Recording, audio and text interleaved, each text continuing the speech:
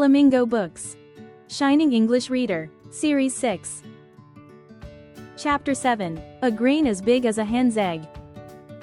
One day some children found in a ravine a thing shaped like a grain of corn, with a groove down the middle, but as large as a hen's egg. A traveler passing by saw the thing, bought it from the children for a penny, and taking it to town sold it to the king as a curiosity. The king called together his wise men, and told them to find out what the thing was. The wise men pondered and could not make head or tail of it, till one day, when the thing was lying on a windowsill, a hen flew in and pecked at it till she made a hole in it, and then everyone saw that it was a grain. The wise men went to the king, and said, "It is the grain of a corn." The king was surprised and ordered the learned men to find out when and where such corn had grown. The learned men pondered again and searched in their books but could find nothing about it. So they returned to the king and said, "We can give you no answer. There is nothing about it in our books. You will have to ask the peasants. Perhaps some of them may have heard from their fathers when and where grain grew to such a size."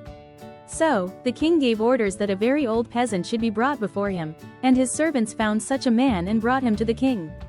Old and bent, ashy, pale and toothless, he just managed with the help of 2 crutches to totter into the king's presence. The king showed him the grain, but the old man could hardly see it. He took it, however, and felt it with his hands.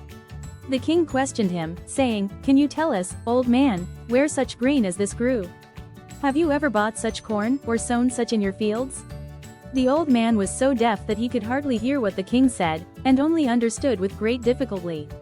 "No," he answered at last, "I never sowed nor reaped any like it in my fields, nor did I ever buy any such. When we bought corn, the grains were always as small as they are now. But you might ask my father. He may have heard where such grain grew." So, the king sent for the old man's father. He was found and brought before the king. He came walking with 1 crutch. The king showed him the grain, and the old peasant, who was still able to see, took a good look at it. And the king asked him, "Can you not tell us, old man, where corn like this used to grow? Have you ever bought any like it, or sown any in your fields?" Though the old man was rather hard of hearing, he could still hear better than his son had done. "No," he said, "I never sowed nor reaped any grain like this in my field. As to buying, I never bought any, for in my time money was not yet in use. Everyone grew his own corn, and when there was any need, we shared with one another.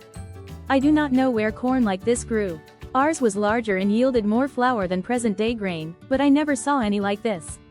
I have, however, heard my father say that in his time the grain grew larger and yielded more flour than ours. You had better ask him." So, the king sent for this old man's father, and they found him too, and brought him before the king. He entered walking easily and without crutches, his eye was clear, his hearing good, and he spoke distinctly. The king showed him the grain, and the old grandfather looked at it and turned it about in his hand. "It is long since I saw such a fine grain," said he, and he bit a piece off and tasted it. "It's the very same kind," he added.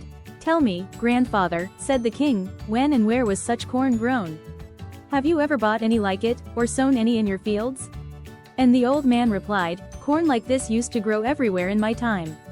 I lived on corn like this in my young days, and fed others on it.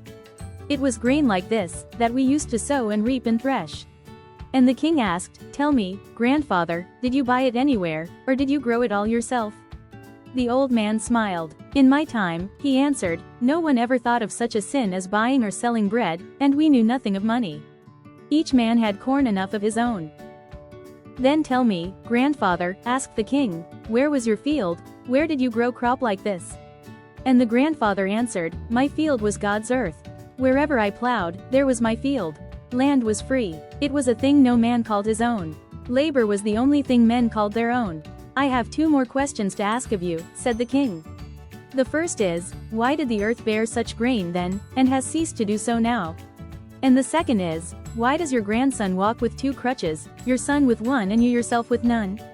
Your eyes are bright, your teeth sound, and your speech clear and pleasant to the ear. How have these things come about?"